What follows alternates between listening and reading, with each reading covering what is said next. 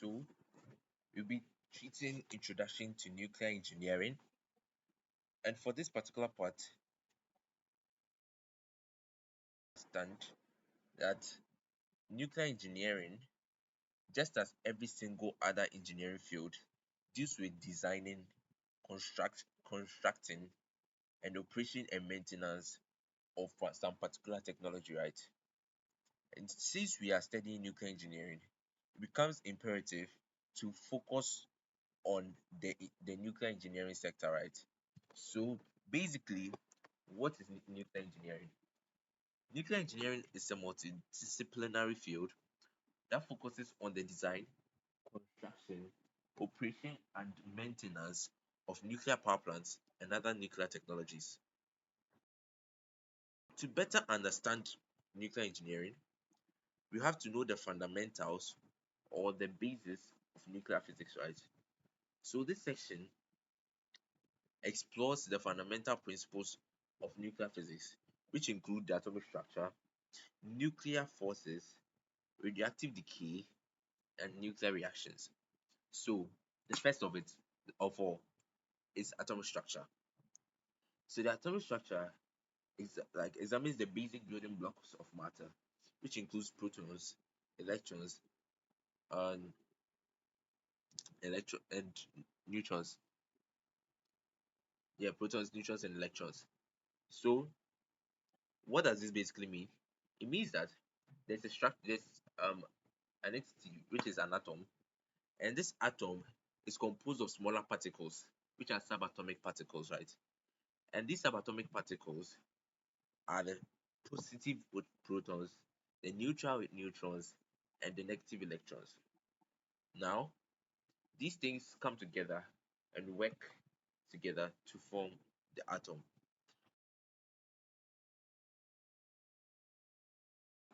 Now, the nuclear forces explore the strong and weak forces that bind the nucleus together. What does this mean? It means that the nucleus consists of some subatomic particles, and these subatomic particles are held together by some particular forces.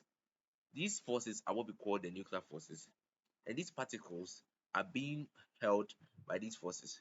Now, basically, these particles, the particles in the nucleus are called in the nucleus are called the nucleons, and the nucleons are the protons and the neutrons, right?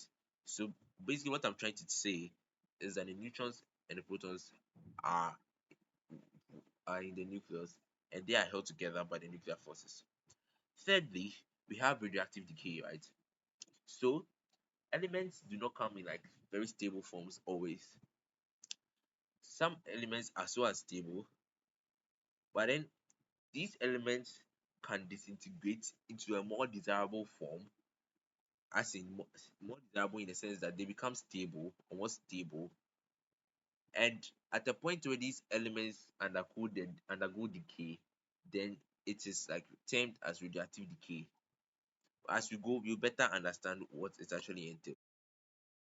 Fourthly, we have nuclear reactions, which discusses the interactions between the nuclei, including fission and fusion. So let me give you a gist of what fission and fusion are.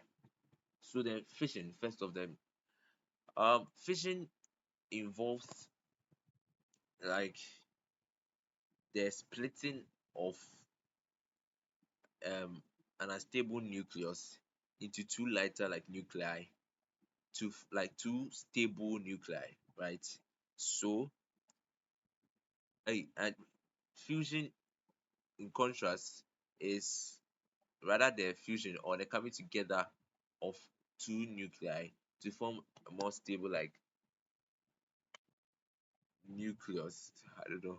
Yeah, basically that's what it is. So to actually like find the difference, the fission is splitting and the fusion is like coming together, right?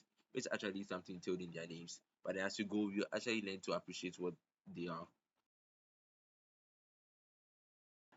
As I said, this field it deals with the nuclear machinery, the nuclear setup for which you like get electricity and whatnot. But then basically one of the apparatus or the major apparatus that is used in nuclear fields is the nuclear reactor. As we go on, we actually understand or know the components of the nuclear reactor and why these components are there. But then, just for you to have a look of how the nuclear reactor actually looks like, that's why we present it. But then,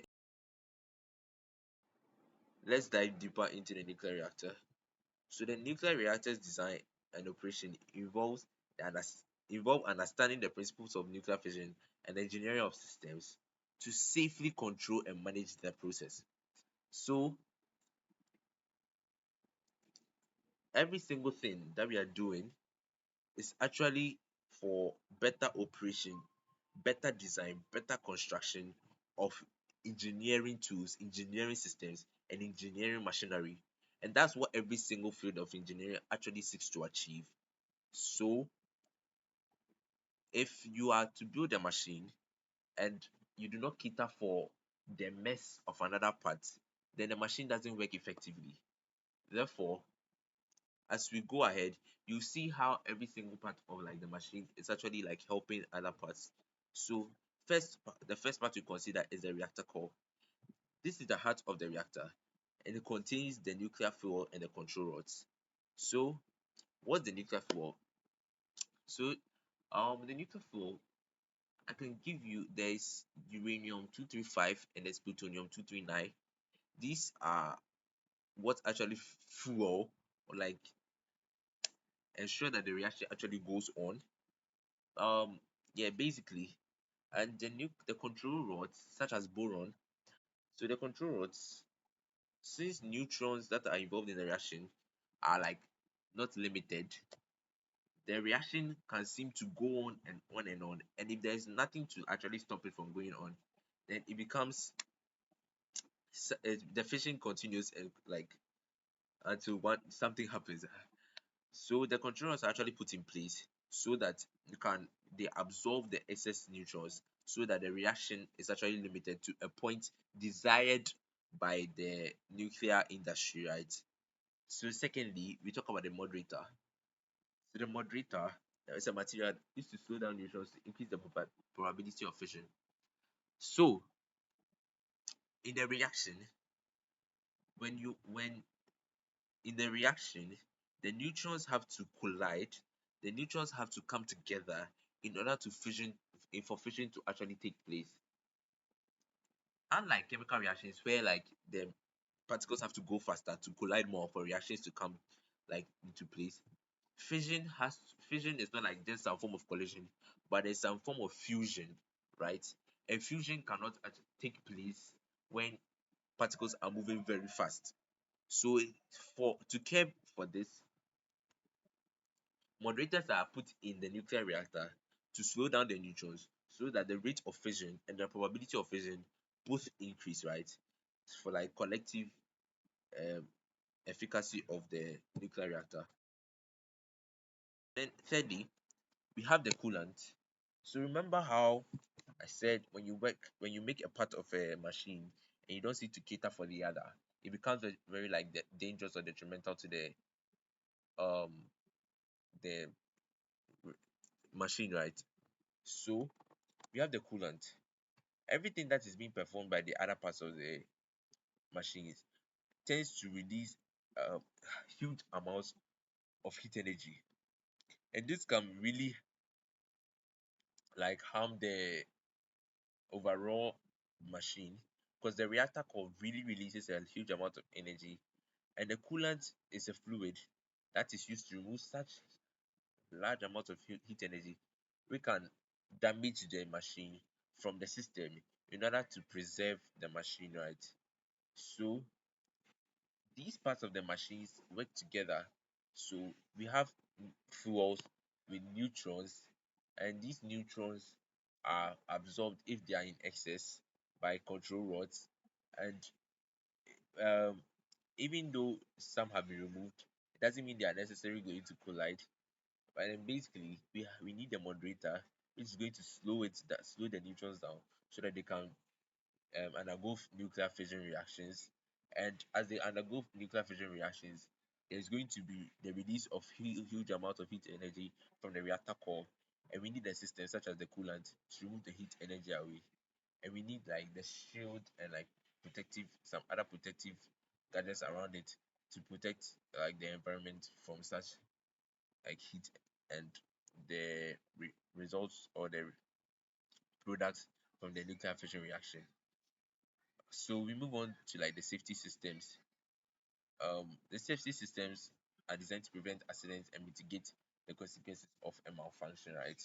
So, in as much as we've tried to cater for all these things, there are still safety systems being put in place because nuclear reactions can be very dangerous to the health of human beings. Meaning, scientists put in place very like strict measures and very strict like gadgets in order to like save prevent accidents and like mitigate some particular consequences that can result. And these systems are generally referred to as the safety systems. Moving on, nuclear safety and regulatory frameworks. So as stated earlier, nuclear reactions can be very dangerous. These reactions can cause cancer. Heat from these reactions can cause like some form of pollution in the environment, and it becomes very imperative, very necessary to like put like even though we've put safety systems in place, we need safety measures so that the entire like environment actually knows social environments knows what they are dealing with. So nuclear safety is a paramount concern and strict regulations and international agreements that are put in place to ensure the safe operation of nuclear facilities and the protection of the public. That's the gist of it all. And these regulations are basically in like three steps or three forms. First, that the government agencies set standards for reactor design, construction and operation and waste management, meaning that research has been done by some particular government agencies to curb the results from these particular machineries, which is to say that the design of the construction and operation and the management of the waste from these technologies are actually studied, and if something can cause it to hurt the environment, these things are shunned. Rather, a better way to do them are put in place, and all nuclear industries are to follow such the strict like regulations put in place. Safe, right? Secondly, these safety systems I've talked about, there are multiple layers of safety systems that are put in place to prevent accidents. But then thirdly, there are international cooperations, which are countries cooperate to share knowledge and experience in nuclear safety. So the whole world's knowledge can't be like forced on one country. So every country does research, puts it together so that when they make nuclear reactors, they are able to like evade some dangerous things, such as Fukushima and Hiroshima, where nuclear reactors blew up, and for like 50 years now, people have not been able to go and stay there because rivers and water bodies and trees over there and animals have all been mutated because of these like nuclear reactions that weren't better kept. So, because these things have been in the past, we've learned and now they've put these things in place, and countries cooperate and let other people know what they should put in place to prevent some things that have happened, right? So, as we've learned the safety of these things, it's also necessary that we learn how to detect radiations and how to measure them, which is something basically done by scientists. But then,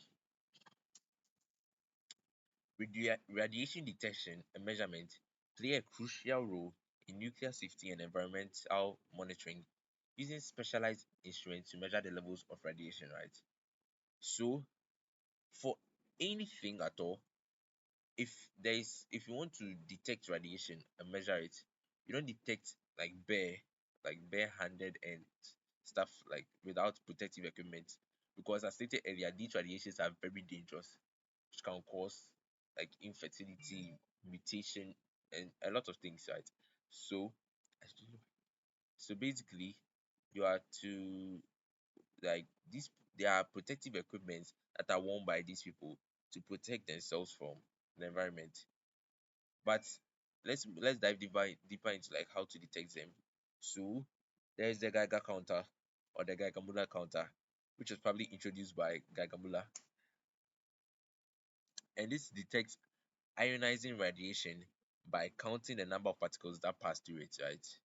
So the particles, the ionized particles that are passed through the Geiger counter are counted um by the counter, right? I mean it's in its name. So as it counts, then it's able to measure the degree of the radiation that is actually being passed through it.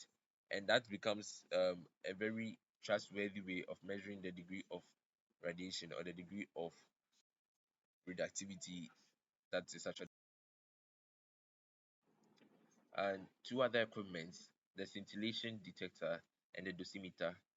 The first of all, the scintillation detector measures radiation by detecting the flashes of light produced when radiation interacts with the scintillating material. So the first one uses counts of particles, and this one uses um, flashes of light in a sense that when it when radiation interacts with a scintillating material, then it produces a flashing of light, flashes of light to show that it's detecting some particular radiation. And the dosimeter also is used to measure the total amount of radiation exposure. So probably in an environment, the total amount of radiation that one is being exposed to is the best equipment used for it is a dosimeter. One might ask that why do we even want to detect if there's radiation? For starters, we think it's important to know when a place is infested with radioactive like substances, so that you do not end up hurting yourself by eating something that's drinking something that is radioactive and whatnot to protect yourself from its consequences.